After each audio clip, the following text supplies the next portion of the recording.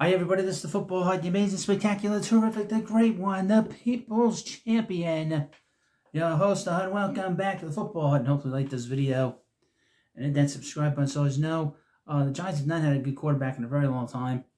And they signed a couple of veteran quarterbacks this season, along with drafting Jackson Dart. And they're trying to turn things around. You got to start somewhere with a position. And this is an article by Giants Wire. I was very intrigued and very interesting about Russell Wilson. It's the headline. Addition of Russell Wilson should revive New York Giants' deep passing attack. Now, they haven't had an attack in a long time. Not really since Eli Manning. New York Giants' offense is one of the worst in the NFL in 2024, scoring over 20 points in just 4 of their 17 contests. One of the main culprits was the passing game, which had the fewest completions, over 20 yards and just 15 touchdowns. One of the primary goals of General Manager Joe Schoen this offseason was to revamp his quarterback room, something he did quickly once the new league year started in March. He dumped Daniel Jones, Drew Lock, and Tim Boyle, added Russell Wilson, Jameson Winston, and of course Jackson Dart through the draft.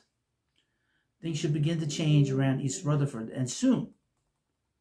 Last season, the Giants were one of the worst deep passing teams in the NFL. The addition of Wilson alone should solve that issue. Dalton Wasserman of Pro Football Focus lists the Wilson signing as the Giants' biggest impact acquisition of the offseason.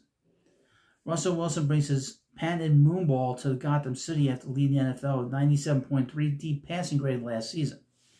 Even with the addition of superstar wide receiver Malik Nabers, the Giants struggled to throw the ball downfield last season.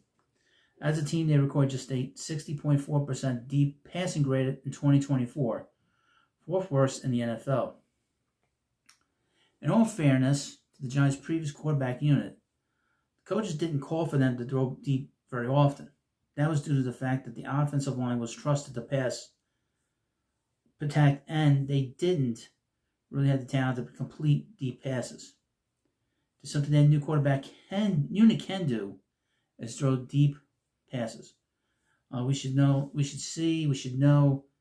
and see this early and often in training camp and in preseason. But even if they do those things, folks, they still have to do it in season. And sometimes you got to take a chance. I mean, that's the one thing. We didn't really get a chance to see Daniel Jones. I mean, I guess he doesn't have the greatest arm. He's more of a runner, but it would have been nice if they throw him downfield. I mean, I think that this offense has been very conservative. And the weird thing is, why do you bring in Malik Nabers if you're not going to throw the football? I mean, he was the best wide receiver out of the draft. He might have been the best player in the draft last year. So it doesn't make any sense to draft a big wide receiver and you don't use him. It's like the year before when they drafted Jalen Hyatt from Alabama, or versus Alabama, and it doesn't make any sense. But hopefully they got this right. I don't know. I'm not too optimistic. They have a very difficult schedule.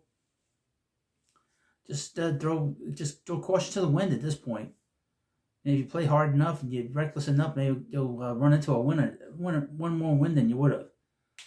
This team has a chance to lose 14 games out of 17. I don't think that's good.